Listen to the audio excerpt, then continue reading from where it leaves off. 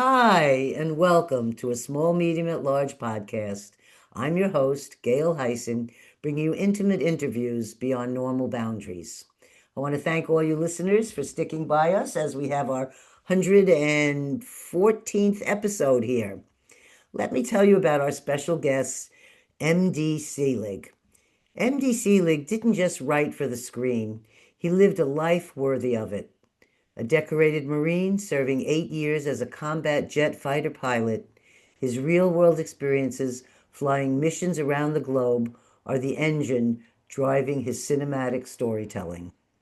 Armed with a history degree from the University of Arkansas, Selig dives deep into the questions most people are afraid to ask.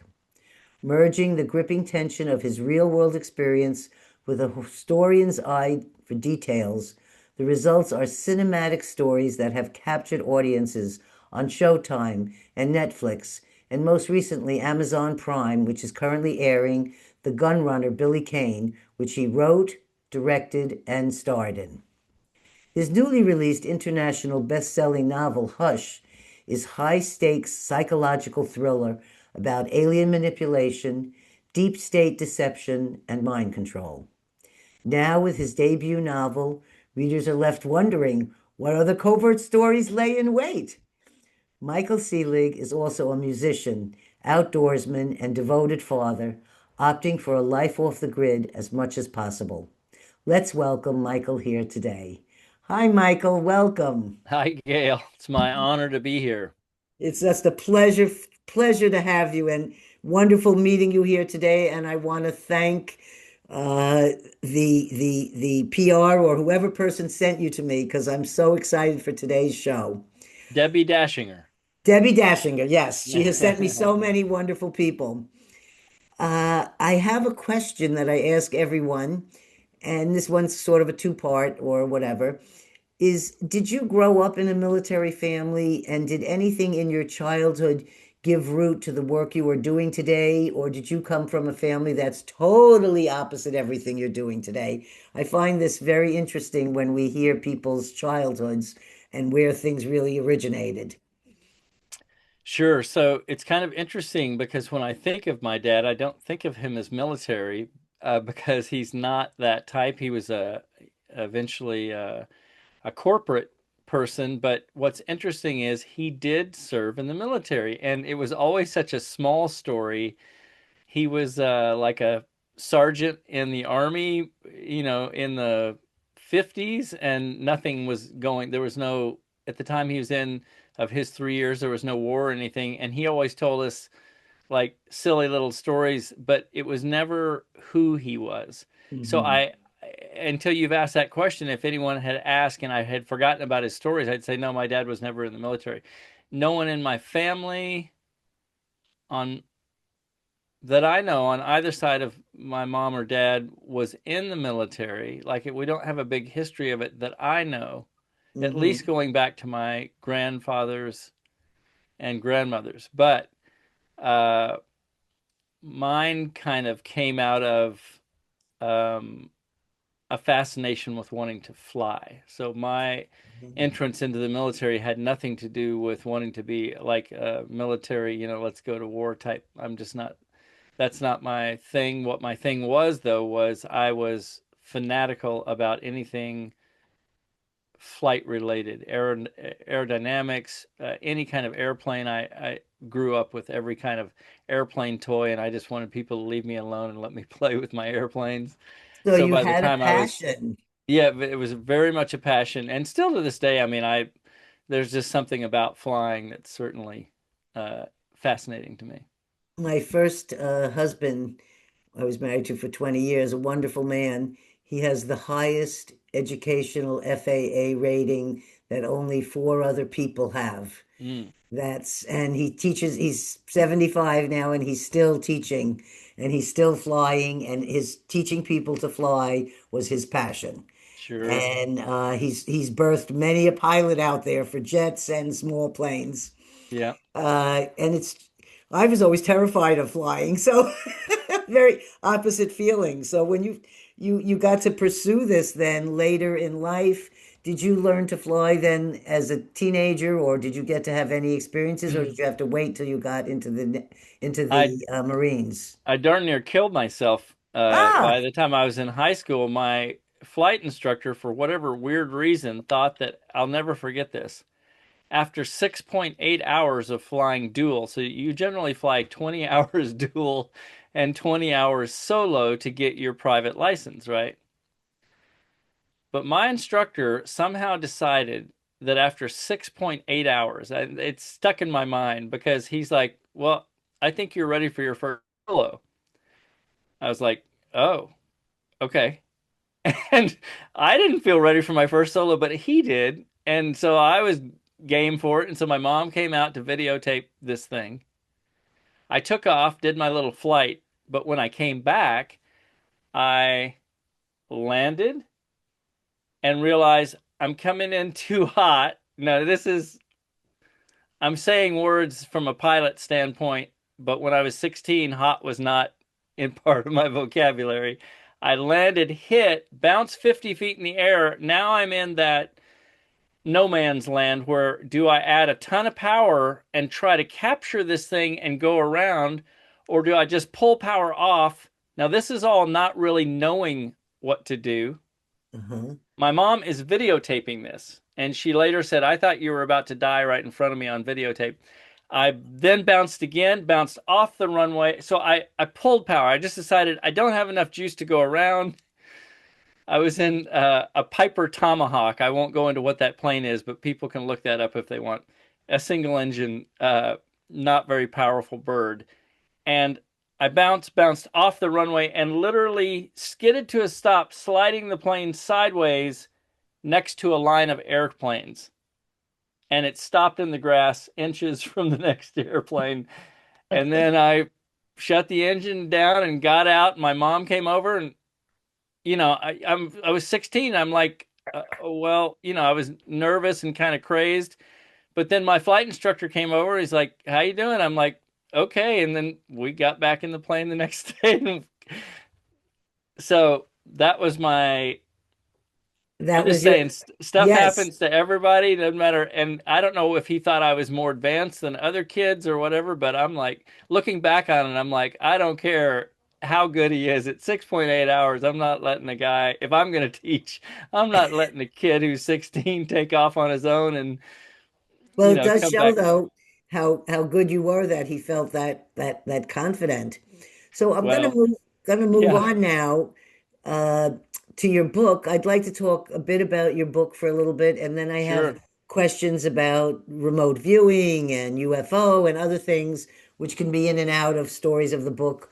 sure. Why did you choose um, a thriller, not nonfiction, to surface these ideas that you have in your book? Right. So I got out of the military after 8 years as a pilot because that's one tour for a pilot. They spend a little more money on you, so you have to stay in 8 years. Hmm. So after I got out, I went to Hollywood and began writing because I've always been kind of a storyteller. I began writing screenplays and writing and producing shows. And what I found over time in doing research, because I'm a heavy researcher, is that I love people who do a research book and they're just hammering facts, but it gets very dry very quick if they keep saying, Jackie said to Tommy, and they were both standing there when the ship landed, and well, I can prove this by on this date, Jackie had her and it just becomes so dry where you're like, okay.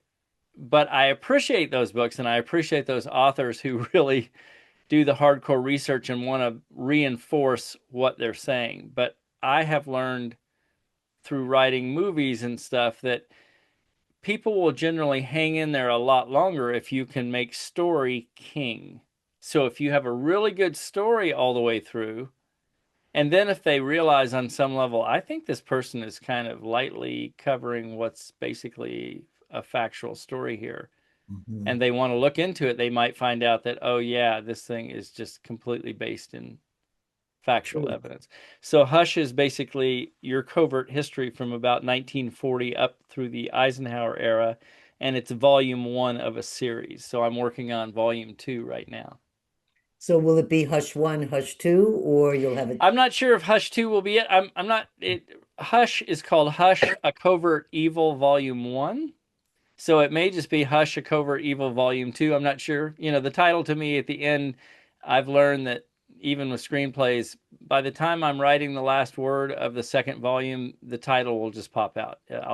It'll naturally stand out as what if it'll either be Hush or some other word, but you'll know that it's Volume 2.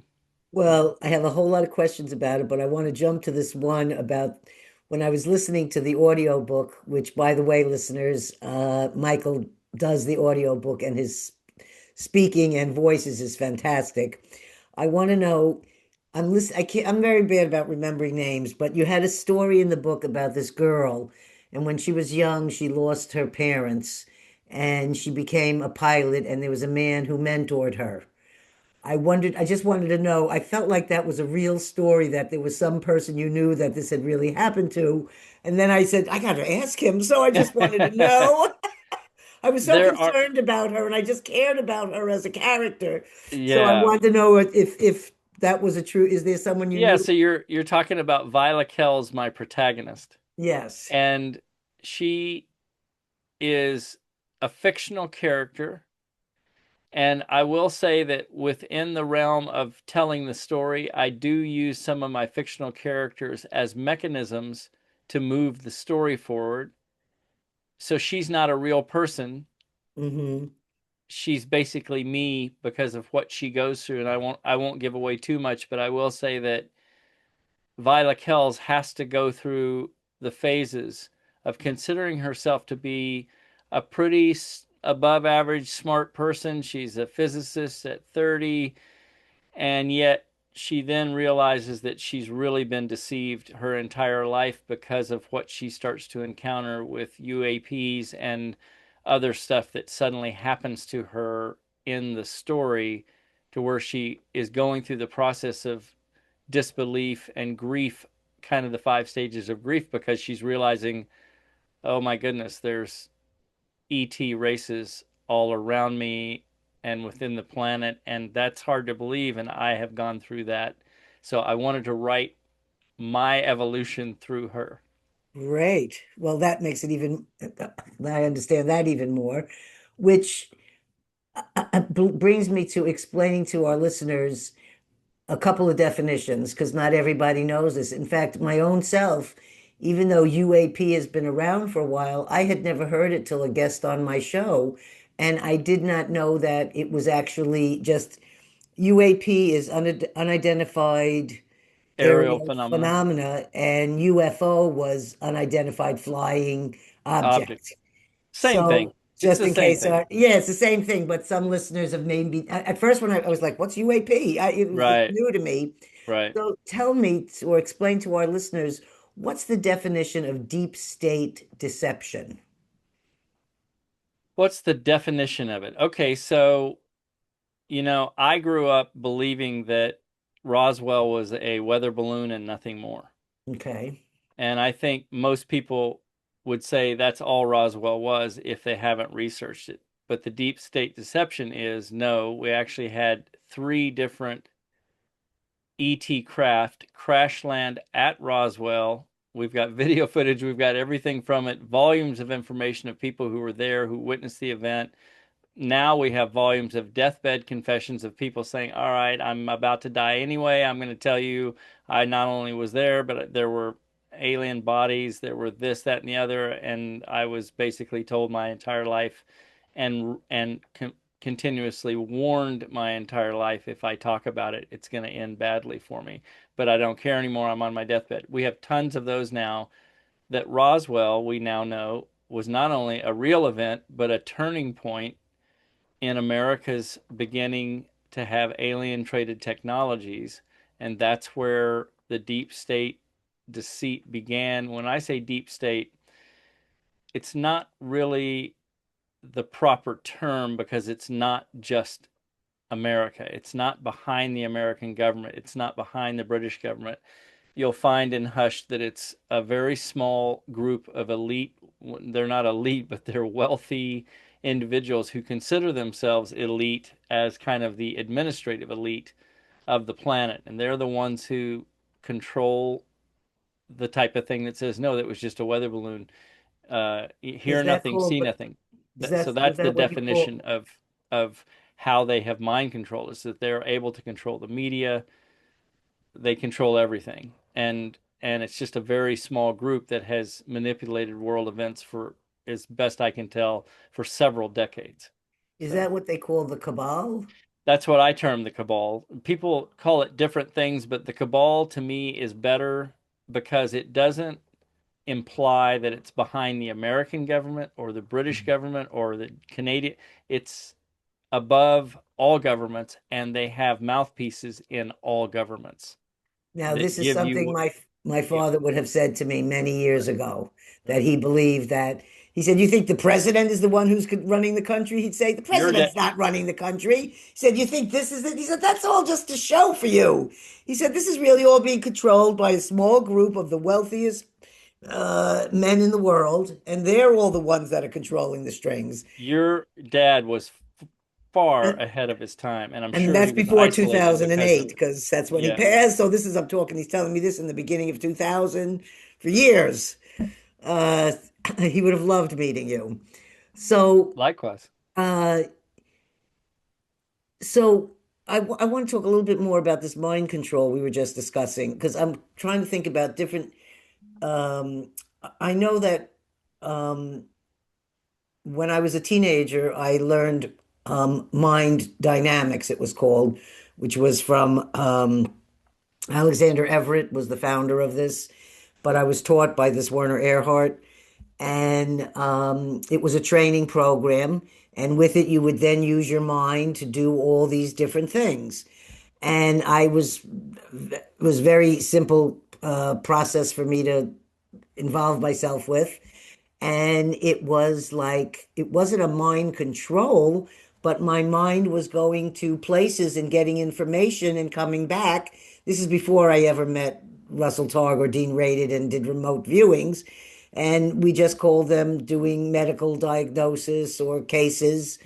And it was the first time I had the ability to understand that my mind could go elsewhere, retrieve information, and come back. What I want to find out is, are you saying that there are things going on out there where our minds are being controlled by something else? Or are we just talking about what I just said, where we know our mind is capable of what's going on out there with No, mind so control? Are they so affecting us? the mind control that I'm talking about is the narrative that we all believe. So for instance, an example, a good example is, you're familiar with the Phoenix Lights, the gigantic ship that was over Phoenix. Have you heard of the Phoenix Lights? Okay, No. so this is another, this is how it works. So if you'll type in the Phoenix Lights at some point after the show, you'll realize that thousands of people in the town of Phoenix or city of Phoenix looked up and saw a gigantic, basically, what I can tell you now is a draconian ship. It's a triangular ship the size of a mall above Phoenix. Okay. And what's interesting is, I just learned this recently, of all people to be the first to announce it is who is Snake Plissken in the movie? Russell. Who's the famous actor? Russell? No, Russell not Russell Crowe? Crowe. Married to the Goldie Hawn. Who's married to Goldie Hawn? Oh, Kurt Russell. So get this. This is He's really a friend funny. of my cousin. Kurt Yeah. Russell is with his son in his own, expensive superstar airplane, because he likes to fly his son around, and just he likes to fly to different things when he's going to an event or something. So he was flying into Phoenix that night. The first call that announces, of all the aircraft in the area, it's him calling to say Wow. there's this thing over there airport. Anyway, look up the Phoenix Lights. The reason I bring this up for mind control, Hmm. we're talking the entire city of Phoenix. People are running in, going, "You guys run outside right now. Everybody come out." Everyone's filmed it. There's tons of video footage of this thing. It's massive. And what year was And this? this was like, I don't know, 2009. This Oh, is what's amazing, Gail. Even though ET races, are all around us and in our midst and honeycombed in the earth. And I know I'm giving you both barrels, but I'm telling you what I know. And even though they'll fly above the city, we won't believe it. It's not on CNN anymore. It's not being investigated. It's not, and yet there is thousands of videos of the same ship above the same city. The mayor of Phoenix even tried to say that's not there. And then everybody eventually came back and said, why are you denying this? That's how the cabal controls even the media, to the point that no matter how many humans see it, we will go, okay, we didn't really see that and it didn't happen and we're not going to discuss it anymore. That's That's going how on in Minnesota right now. You're shooting people for no it's cause, shooting innocent people, and then saying, "Oh yeah, they were they were going to attack me." I mean, it's it's the right in narrative, black and white in front of right? you, or it's right Yeah. there. Yeah, It's so the very narrative, sad to think that that's this yeah. the media, and I mean, not talking about some other wealthy, just thinking about the few wealthies that control the media. Yeah. Uh, I don't know. My husband listens to a lot of these different stations and shows. He finds he likes the I forget what it's called. I don't know if it's an Arab station. It's some station that you actually get real news from. Al But he has Jazeera. Al Jazeera. That's it. Al Jazeera, or he has to listen to somebody else. But I think it's I find I don't like to listen to any of it because I can't believe I don't know what's true. And so I don't even want to have my head filled with all these lies. That's That, it, Gail. that You have a sense of listening with your heart, and I think that's a key for all of us. If you're listening with your head, it can be the spin that they want you to believe, and they want you so what mind control, what the cabal wants you to do, because your superpower is your heart, right? That's where all of the ET races that are out there, really, we are humans are considered royalty in the multiverse. And we're considered royalty because of our potential, not because of our technology. Where we stand right now, we're obviously millions of years behind some of the other technological races. But that's not what they admire. What they admire is our potential, because of how we've been able to adapt, kind of like we're like the ultimate coyotes in the multiverse, that on this planet of constant change and constant violence and constant between factions and between races and everything else, that we somehow have not killed all of ourselves on this planet because of our potential to have compassion, to understand that there's other people and that we can live with other people. The ET races that are out there, literally, like, you guys are royalty because this love thing that we bring, they know that we're kind of unstoppable when we step into who we are, which is starting to happen right now. But what the cabal does not want you to do is to go inside and discover who you are. They want you to look at CNN. They want you to look at the stuff in Minnesota. They want you to spin on Three Eye Atlas. They want you to have fear so that you keep going out, because they're afraid if you turn in and go, I'm turning off all technology, I'm going to go see what I am.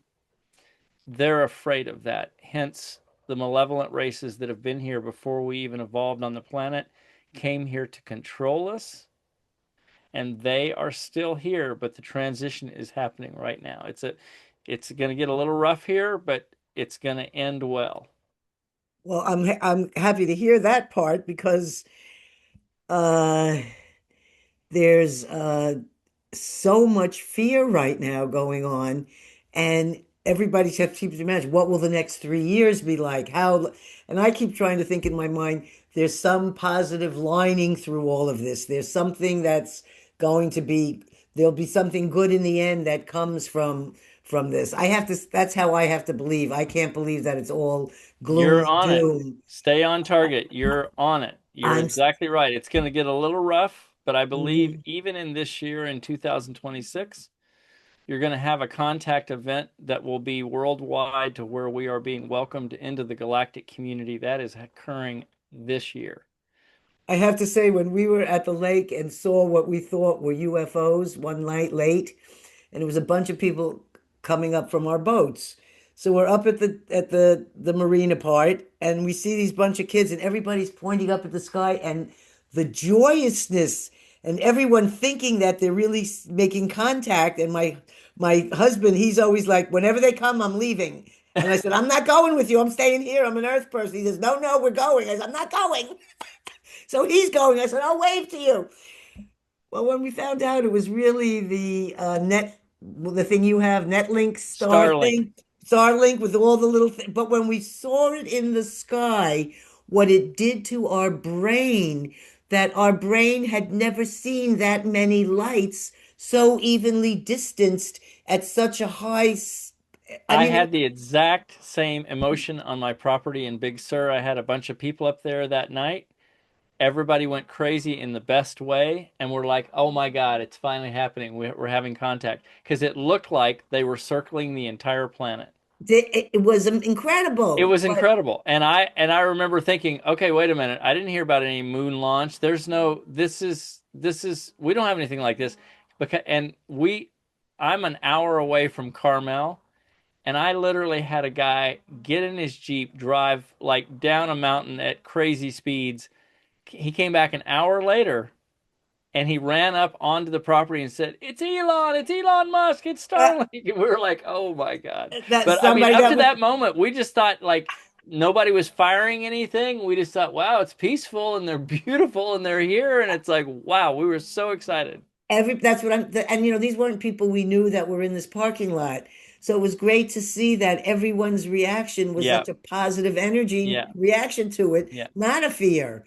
But yeah. it turns out we were all wrong, but still it was an exciting moment. And I also, think you're going to have something like that this year, and it's going to get a little rough before those moments occur. But I think you're going to have the actual real deal this year. That it will not be Starlink. That you will have literally thousands of ships from many various benevolent races that are here to help with this transition. We are actually the compression has come. All of my sources on every level are saying no, it looks like it's happening now. I believe you're going to see it in the next 12 months.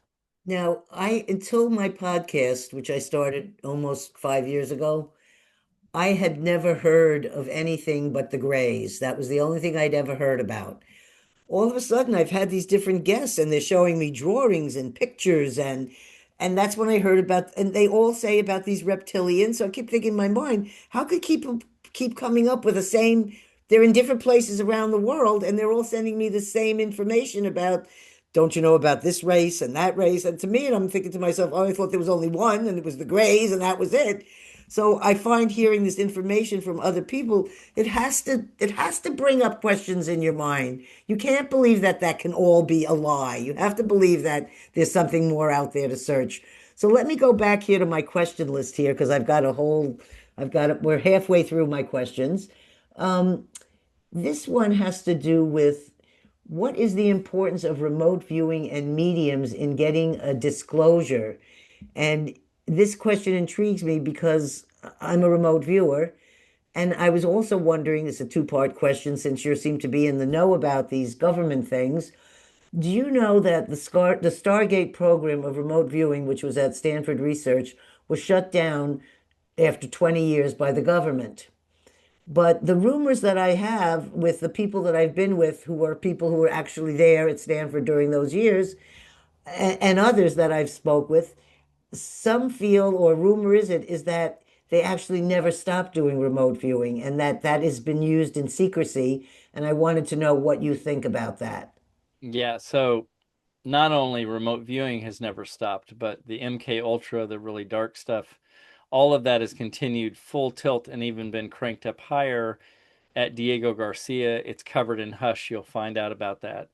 Those programs never ended. The absolute torture, and you can listen to Rebecca Rose's story. She was in the secret space programs. You can listen to Tony Rodriguez's stories. He was in the secret space program. went through the MK Ultra, went, we're talking about sex slaves that then become taken to the Lunar Operations Command on TR-3Bs, which we've been flying daily for decades. The TR-3B is an anti-gravity platform from a reverse engineered ET craft that was even more advanced, but Grumman built the TR-3B quite a while back, and it has been the workhorse between here and the moon. But those folks who are in the secret space program, who were in it across the board from all countries, Jean-Charles Moyen from France, you've got Randy Kramer. I encourage everyone to get on Gaia TV, pay your $8, watch every episode of Cosmic Disclosure. You can turn it on to high speed, but the information you're hearing from all of those different individuals who are in the secret space programs, Randy Kramer is an actual mouthpiece for the cabal. These guys are talking about what they did in space 20 years ago. Several of them are MK Ultra survivors. That program never ended just because the CIA got hammered by it in the 70s. It just went to Diego Garcia. It went underground throughout the world. Those horrific types of events continue to this day because if you can weaponize a human, then it works for the cabal because they want to use a human that they can put technology in and have them do whatever they want that human to do, and that human can move within human circles and not be recognized as a weapon. So yeah, you have a very powerful platform there. And I'm just saying, the final thing I'll say too, Gail, is I'm telling you about the dark side that yes, did continue. Yes. So, but on the side of remote viewing, obviously, as you know from Ingo Swann and all the other guys that you've dealt with the Hal Puthoffs, it's been weaponized since it was discovered, Mhm. and it has only been weaponized more to the point that when Gail, they tell you that you can't look at certain objects because they're blocked. They're blocked by remote viewers of the cabal of things they don't want you to see. Hence, if the cabal has committed a covert act, and if you try to remote view that covert act, a lot of times remote viewers will say, I can't just see beyond this. I can't, it's blocked. They'll just outright say it, as you know, when you have that happen to yourself, where you're like, you get to a place and you realize you can't see beyond, or there's an individual or a life form that comes up to you and basically blurs the screen right in front of you. That happens to a lot of remote viewers because they're being actively blocked from something they do not want you to see from the past or something coming up. But I hope that answers your question that everything has been weaponized. There is a Mhm. good side to it, which is this type of remote viewing you're doing, where you get to see psychically certain things that have occurred or might be occurring. And there's great benefits to remote viewing on so many levels. I love it from the standpoint of what can be garnered, but I'm just making you understand that everything, if it can be weaponized, has been weaponized. And the final thing I'll say that's kind of exciting, Mhm. when you talked about, well, I'm only aware of the grays, I will tell you that absolutely, positively, everything you've seen in Star Trek, Star Wars, Close Encounters of the Third Kind, every race, every type of entity you've seen, it is infinitely beyond that. Just think of the Earth, think of all the races on our planet and factions. Think of all the life forms on our planet, from plants to all the way down to fungus. Take that to the universe level, multiply it infinitely, trillions and trillions of times. That's how many species are in our multiverse. Many of those species are here within. If they have the technology to travel here intergalactically, do you think they have the technology to look a lot like us? Yes, they're here. There's a lot of benevolent alien races here, or ET races. It's a 95 good to 5% bad ratio in the multiverse. So from all the secret space program personnel, you'll find out that 95% of the races, the species out there in the multiverse, are benevolent. They want humanity to thrive. There is 5%, and I'll specifically say the Draco reptilians, not reptilians in general, the Draco reptilians. Think of like the Nazis in humanity. A bad faction of humanity is not representative of humanity. We're pretty great, I think, overall. But yeah, we have a Nazi faction. We have some bad stuff that goes on. All races have their factions. The reptilian race and has many, many species. One of their factions is a faction called the Draco Reptilians. They are planet conquering hordes who have done the same thing they're doing on our planet on many worlds.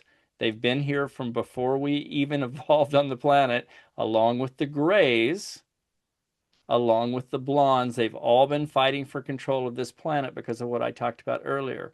What we are about to become is unstoppable because of love.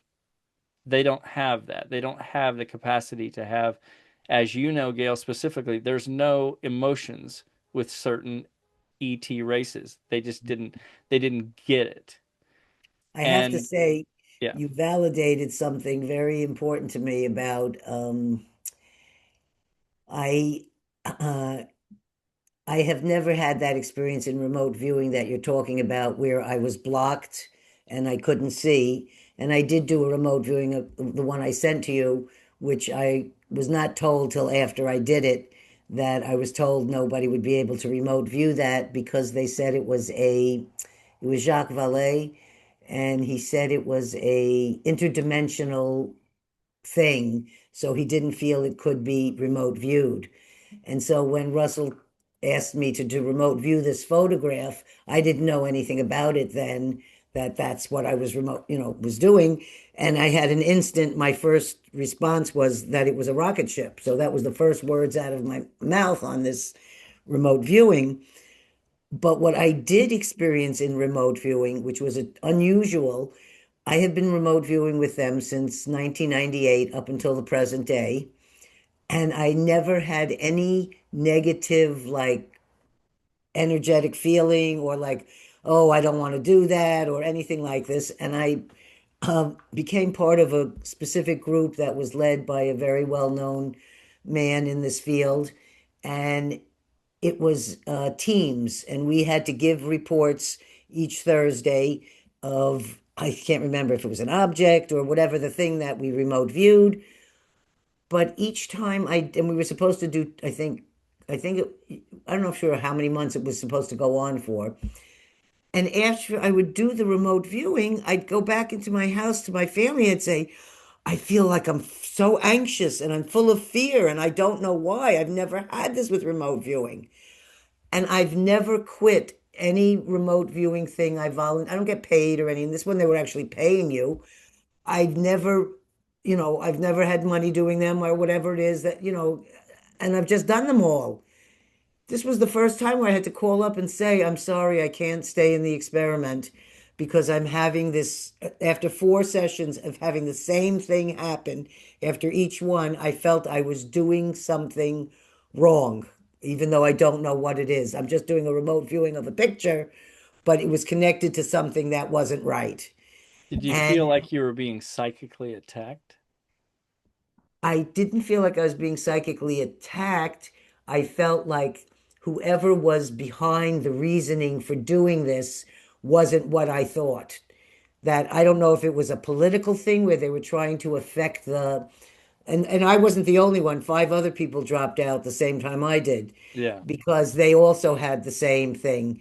The only thing is that I honestly told the person in charge why I left, where the other people said, oh, something came up. Oh, I have a physical this. They wouldn't say what they told me, which was the same thing. Something's not right here and we don't know what it is.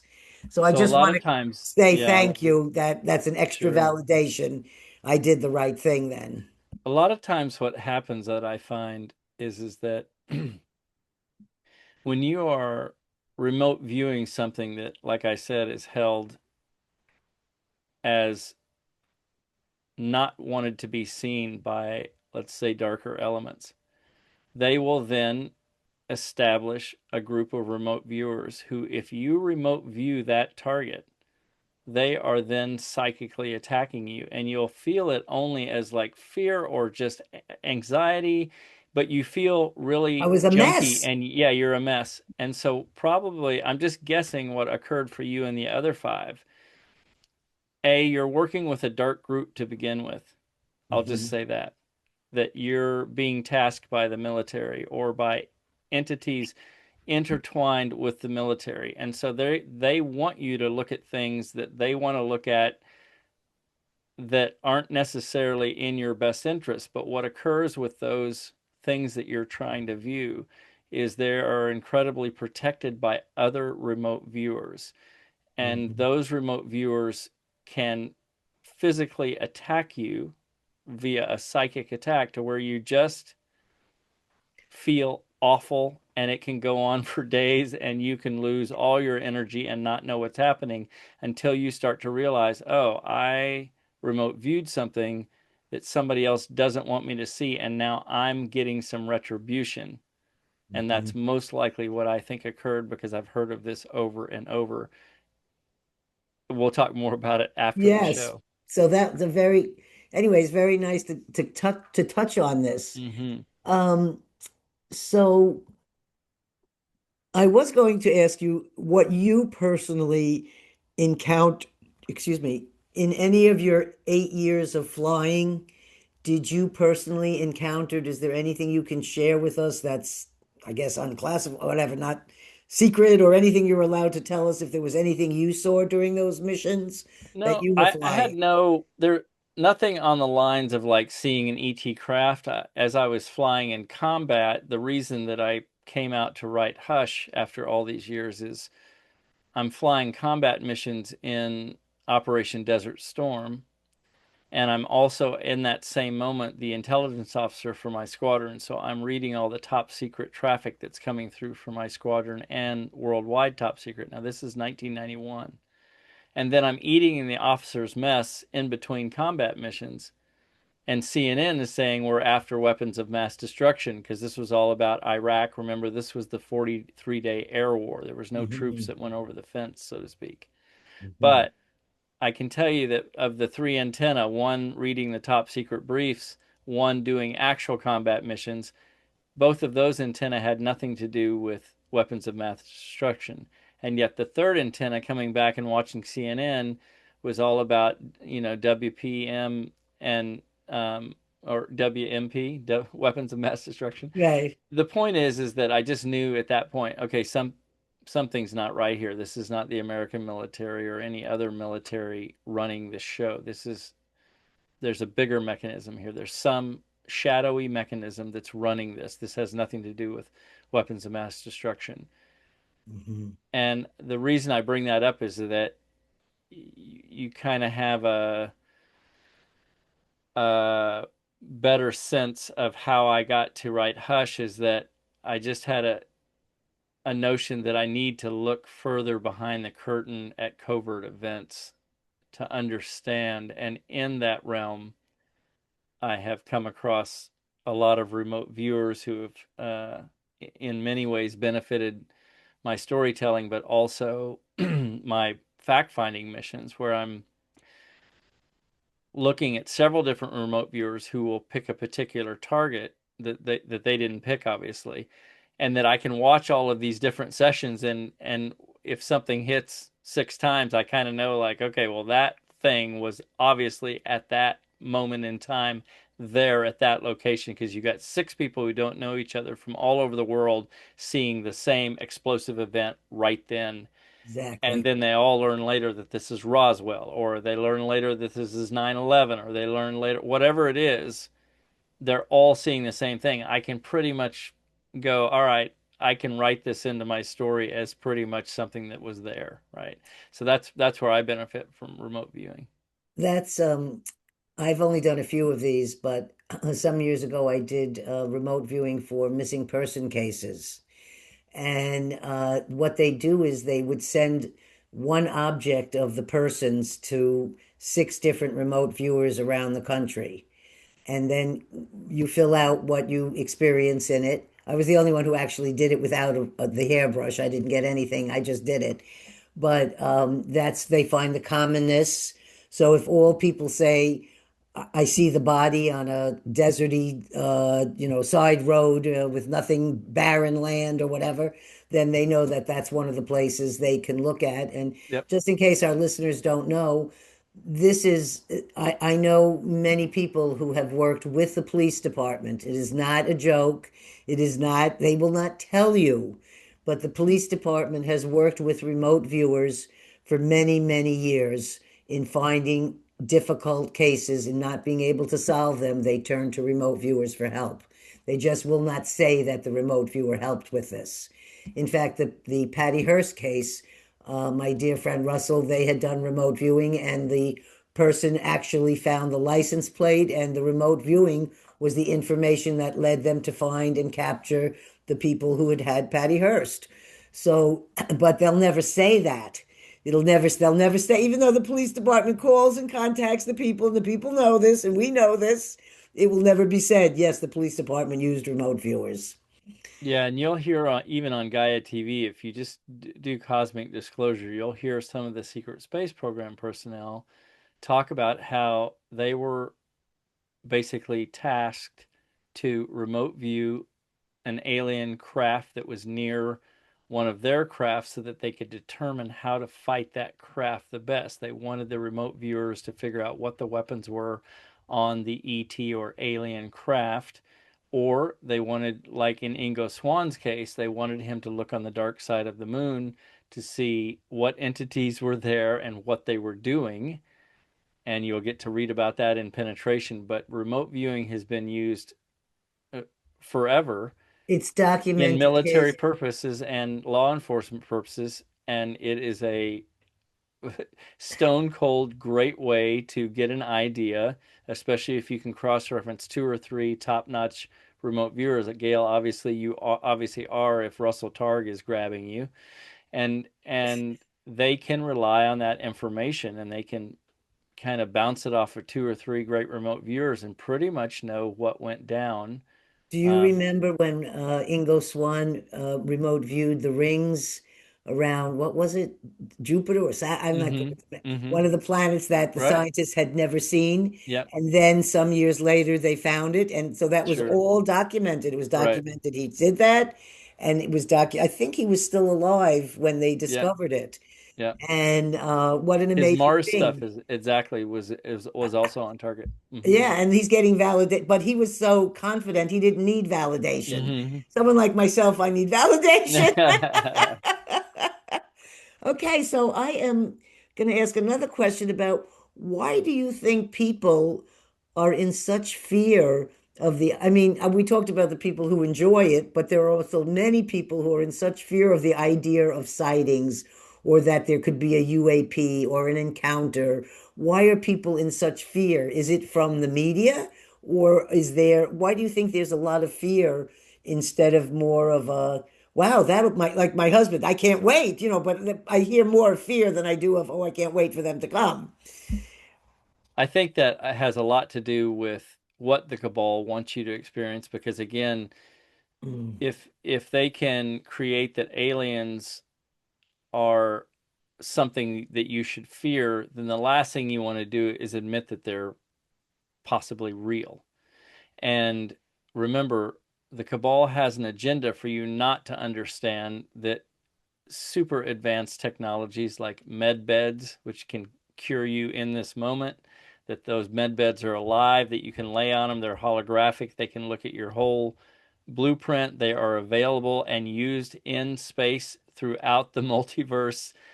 Anyone can lay on one, and it literally talks to you and can look at your DNA down to the chromosome, down to the cellular level, and go, four cells here in the arm are bad. Let's just fix that. We've got some cancer cells starting in the heart. Let's kill those. The medbed is alive and literally speaks to you and heals you while you're on it so that you are reset as if you're just out of the womb, at least from the standpoint it doesn't age regress you, but it brings you back to all natural, original, healthy in an I hour. And they're throughout the multiverse. And the reason that the cabal would not want you to know about those is because the cabal runs big pharma. So you buy pills, you go to the hospital, the cabal makes money to venture even further out into space. And so, yes, aliens aren't real, and there's no such thing as aliens, and there's no such thing as ETs. That works for their agenda, where they can range further out into space with the secret space programs, and regular humanity keeps paying the bill for our oil dripping jets and cars when 0 point energy has been available to us since 1947 of the first Roswell crashes. That's why they want to keep it buried. Well, um, I just lost my train of thought. It was something about encounters, people fear. All right, well, maybe it'll come back to me. So, oh, in people's this is that's as a way of controlling. So they must all be freaking out when now all these people are having podcasts and shows and things are starting to come out because of social media and places to be able to connect to people all around the world. Things like this are going to be harder to keep. Oh, this is what I wanted to say. I watched your film yesterday of you as Dr. Billy Kane, which, by the way, you're a great actor. Thank And you. the scene of you holding the young girl, I said, this must be his daughter. I'm just saying the love that you had and the whole idea of a family was in there. And I was thinking that when I was watching that, you get shot. Well, I don't want to, but everything you just explained to me, I saw in your film. And in 1 hour, you were back to being healed. And I'm thinking to myself, well, this is, why don't we have this technology? And so you're actually saying to me that some of this technology does exist. It's just being withheld from us because I know that pharma controls our, and it's a broken medical system we live in, and we're given so many drugs to keep us sicker, not get us better. I mean, that's what I believe as well. So I just wanted to say I loved watching that. But then when the show ended, I have questions now. I don't know what happened to the daughter. I don't know. It's not, I'm waiting for part two. So Well, what may is, yeah, yes. we're if it gets picked up as a pilot, Gail, then I'll get you on season or the first episode. Okay, let me know when he's ready. I'll be ready. I'll have you be some kind of, small medium at large. Okay. I'm under 5 feet. I'll fit the scene. So tell me, what is coming in or around 2027? This is very close. We're talking a year from now. Is there something that you know of that is it about what you're saying more things are going to be revealed? Is there anything Except that else about? I don't think it's 2027 anymore. I really believe it's this year because of compression. Oh, Compression has to do with shows like this, the amount of information that is now coming forward worldwide from so many sources that the cabal can't clamp it down, from all of the ET races that are here around you, that are within our planet, that have lived here long before humans evolved. I know this is both barrels, but I'm telling you what's around you. well, no, that may be why they're in the petroglyphs on stones in places, whether it's the Mayans or Egypt or Right. wherever. Yeah. So Images. I will say this, everything that you can imagine with potential races, species, what they may or may not look like, from small frogs all the way up to much taller than us, and in every life form from aquatic beings to multidimensional beings, it's beyond all of that. What is around you in the multiverse on our planet and will be revealed very shortly is magical and very complex, just like our planet. When you look at all the factions and races on our planet alone, if you had to describe that to a person, let's just say a Native American who had never left their particular area, and they said, can you describe your planet? if you were in 1800 and you could describe what you see today, how would you describe it? It's so complex, right? And Mm. it's more races and factions and different looking people from all the interbreeding. You can't even explain our planet. And I'm telling you, take it to the multi-dimensional level. It's that amazing beyond your wildest imagination. That's how many races are in the multiverse, and many of those races are here to help in this transition. And I think it's occurring this year. And when people say, well, you're telling me this, but can you show me evidence? Do you have a this? Do you have a that? You're saying to me that our government does have tons of evidence, but it's kept secret from us. Is there evidence that a regular farmer or a regular person found a piece of this or, things that, is there physical, So people always want physical good, evidence. right? So I'll take you back to earlier part in the show. Okay. Look up the Phoenix Lights. Uh-huh. You have thousands of videos. Just type in the Phoenix Lights. I think it's 2009. It's a huge ship over the city of Phoenix. You can't fake that from all these different cameras from 2009 technology. You can't fake it. Right. So They if weren't you using watch AI that, then. Right. so if you watch that and you can figure out a way to fake it before AI, before any of that technology, you let somebody know. But what's wild is with all, and that's just one example of many Phoenix Lights style events where thousands of people see an ET type of ship and then it just kind of disappears. It disappears for a reason because media is controlled, and Mhm. those stories are not investigated and further investigated as they should have been because of that control. But I'm telling you, what's around you is extremely magical and it's coming quickly. You are going to be welcomed into the galactic community very shortly. It's coming. There's Well, nothing I'll to have to fear. tell my There's husband I will just go with him. come from your heart. There's nothing to fear. Don't get up here and don't be reading Right. CNN and being tracked by AI, 3i Atlas and all the fear-based stuff. Go inside, figure out what your superpower is. We all have it. It's just your big loving heart. Find out Hmm. who you are and start leading with this, stepping forward with this, not this. Let I this be always lived let here. I'm not good with this. let the brain be the decoder of your heart. And as events start to unravel here, if you're Hmm. just stepping forward with your heart to look at these events, you'll know which way to go. You'll be fine.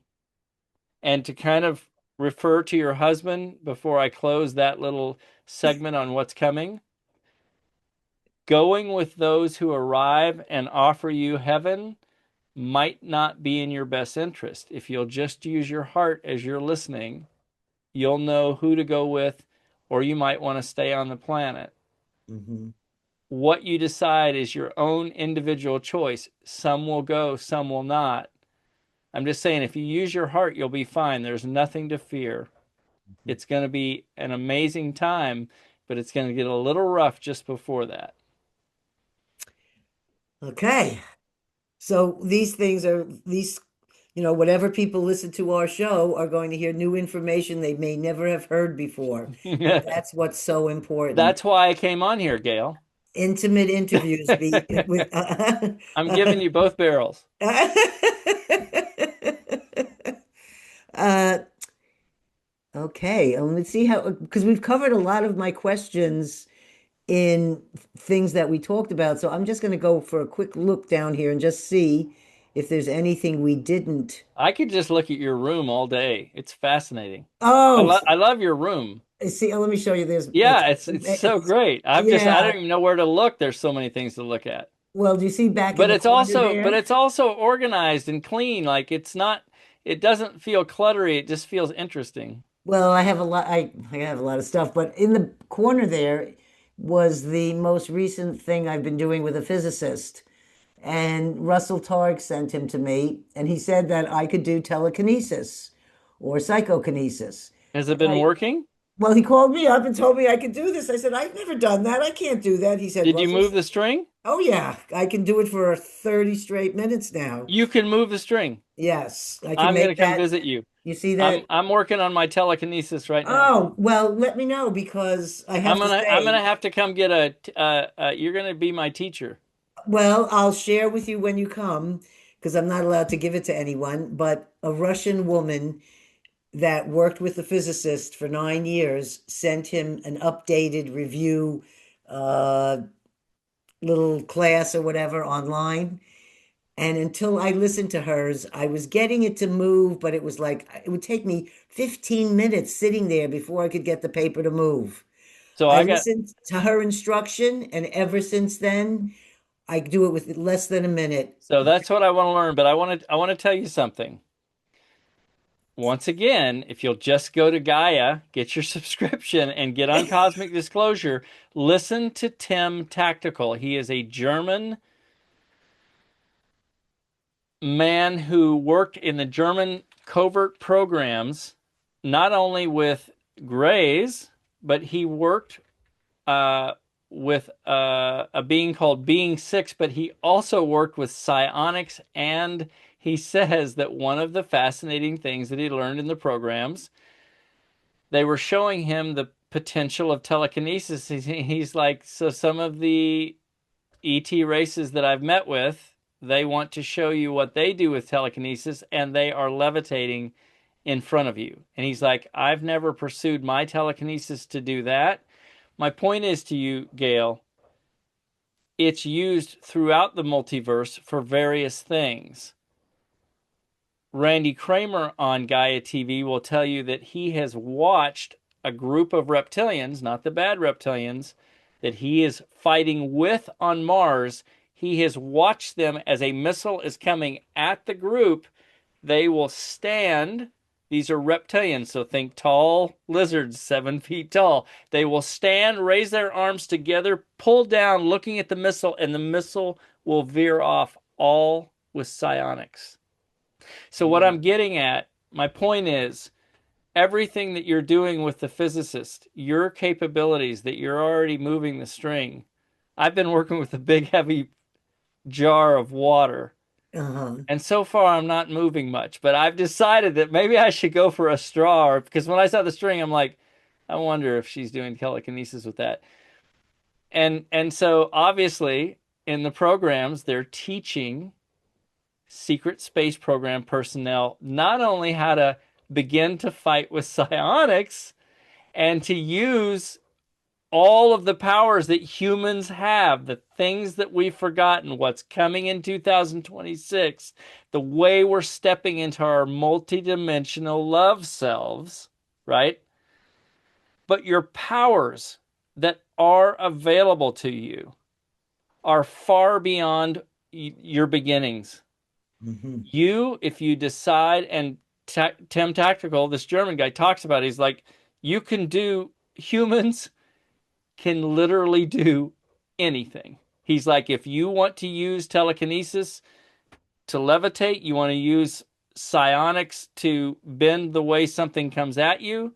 He's like, I have seen it done. And in the programs, the secret space program personnel talk about, we go into battle as a psionic unit, looking at the enemy, going, what have you got? And now, get this, this is the final thing I'll say.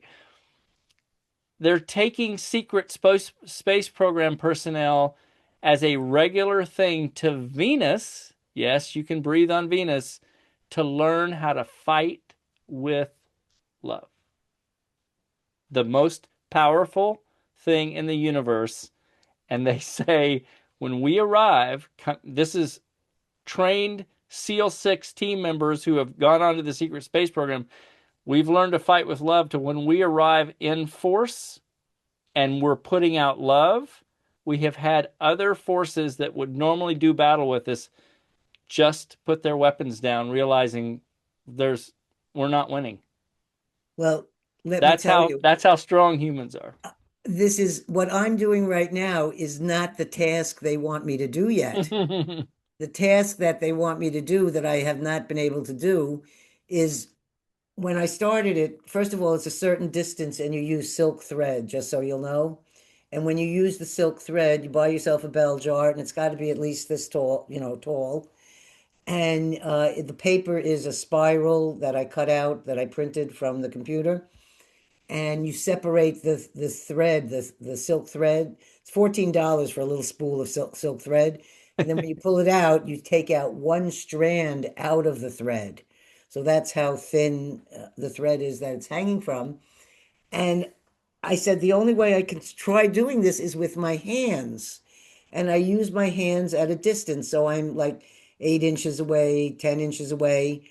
But the task they want me to do is that I would move the paper from another room, not where I'm near the object. So I Right. haven't been able to get to that place yet because I only practice every now and then. Some months I can do it every day, and then sometimes I don't do it for a month or so. So I've been able to get like, a foot away, pull my chair back.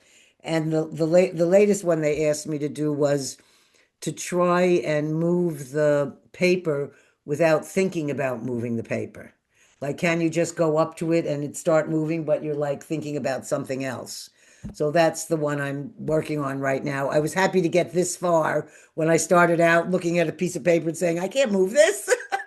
So just think about this for a second. Just imagine where we would be if, as a little girl in kindergarten, they were saying, we want all of you to move this little string. So, you know how we all go to the gym? At some point, we get into our fitness routine. We get a little better every day that we go. We just get better at whatever our passion is. Now, take it to the level that humans, from the time they're born, are told, you can move that rock, you can build, you can lift, you can shift. If you're taught since a little kid, you're right now, Gail, you're having to go back and go, well, I do it for 3 days in a row and it starts to move. Imagine what our what we're gonna be when we're teaching that to our children: psionics, telekinesis, the power of the heart, the power of love as a society, as a race. I'm just telling you, when I say we're unstoppable, it's coming very quickly now. Well, I think it's Russia that these young children are in school doing this. And it's with women like that I have this video from the Zoom. People like her are the ones teaching these younger children. So I don't know much about what's going on in Russia, but I do know that children are doing remote viewing, children are learning things. They're starting very young. And then I think they take the ones that have more of a gift or, easier whatever with it, and then they go on to probably become like she did, the most But you famous. but you know now why you're being tasked by what is essentially the military behind all of it. You understand that now. I understand there's a different possibility of the use of these things. I don't think the person I'm doing this with is that, but uh uh I'm just it saying, well, because if no, and there's nothing wrong with it. I think it's awesome that they're tasking you with it because they know that certain individuals like you have a capability already enhanced. Hence, you're meeting Ingo, and hence you're meeting all of these folks that you and I have discussed. There are absolutely 100% identified, and they continue to identify them as children, certain individuals who already have psychic gifts, etc., etc.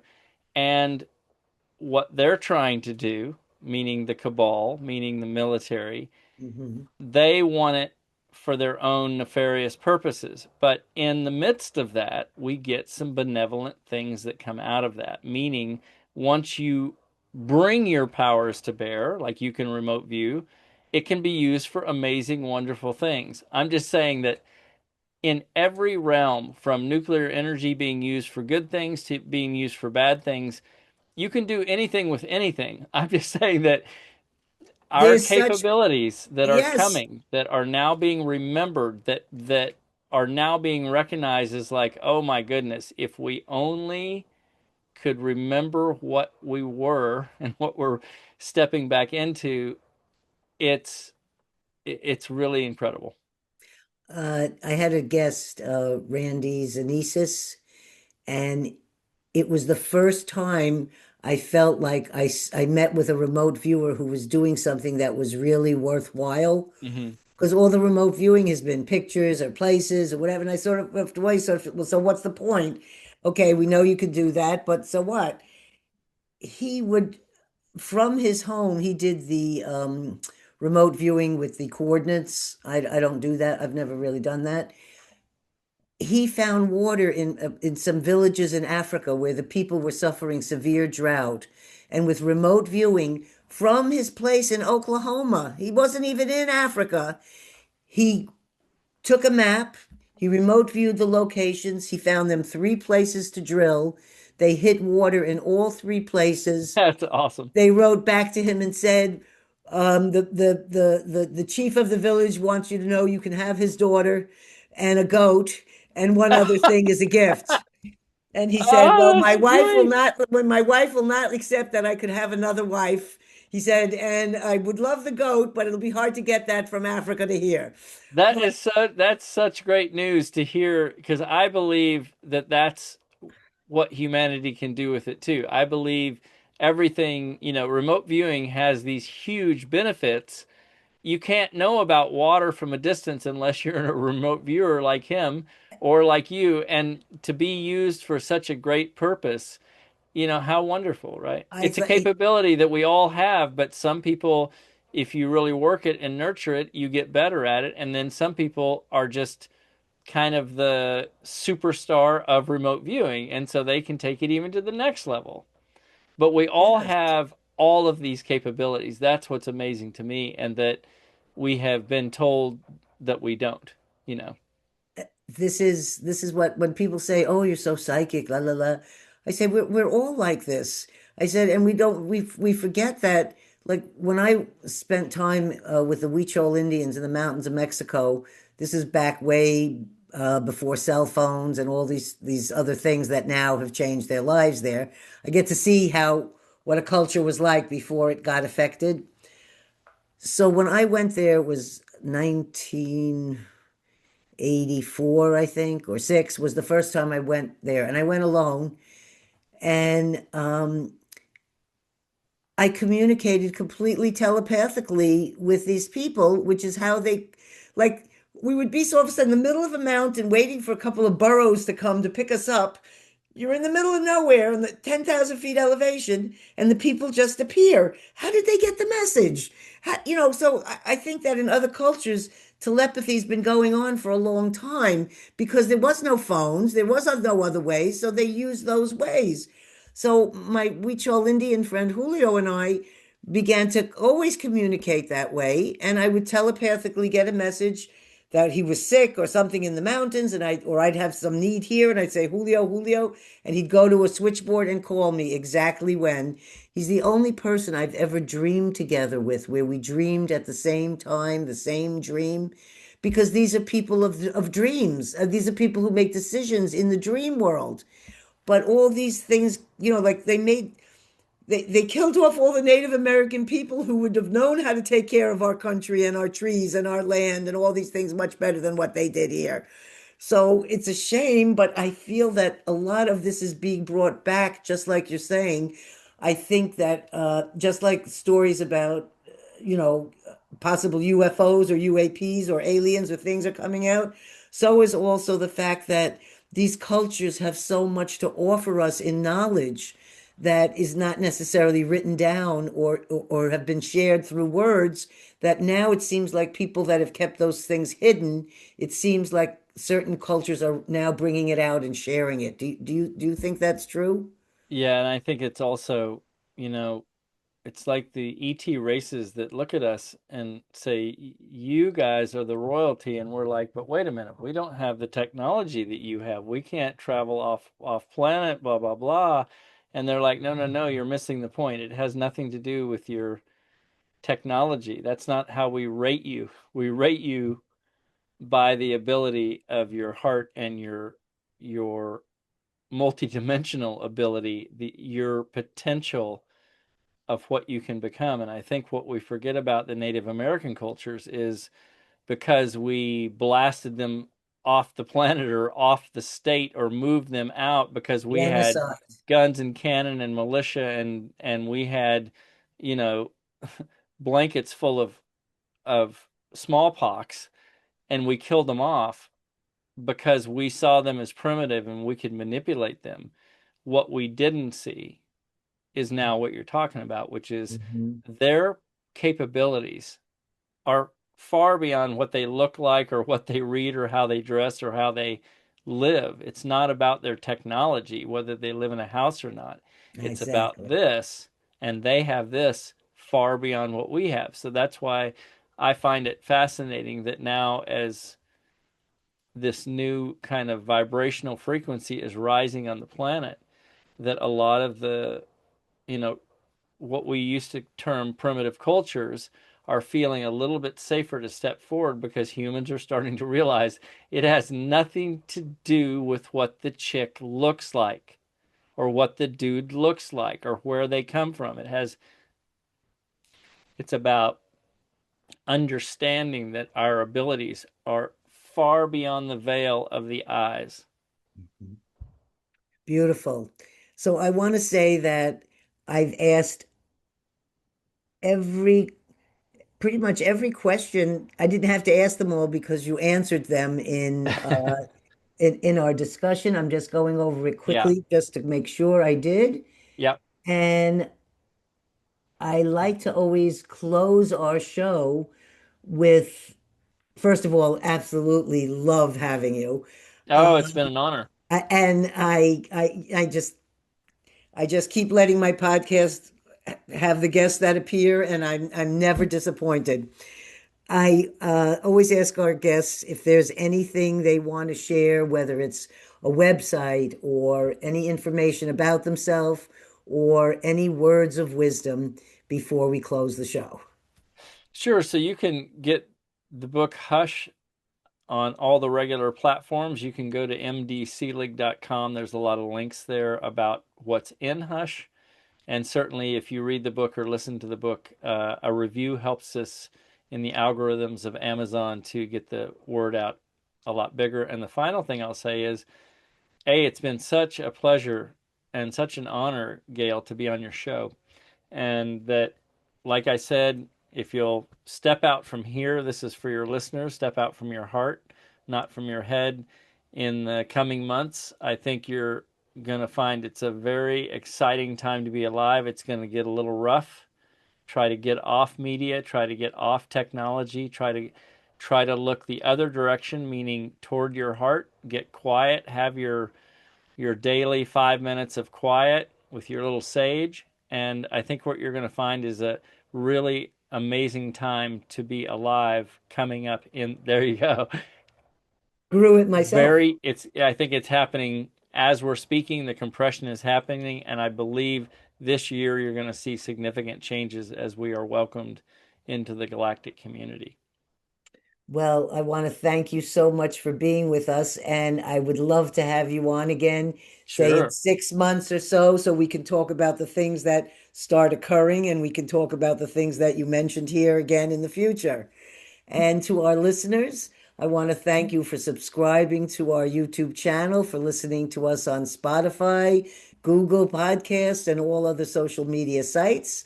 I want to thank my daughter Nancy for posting the show. I want to thank my son for producing the show, and I want to thank my husband for writing those lovely descriptions of our show.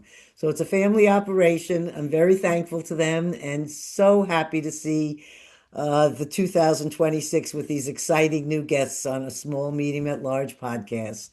Have a wonderful week, and remember, share your stories because stories can heal. Bye.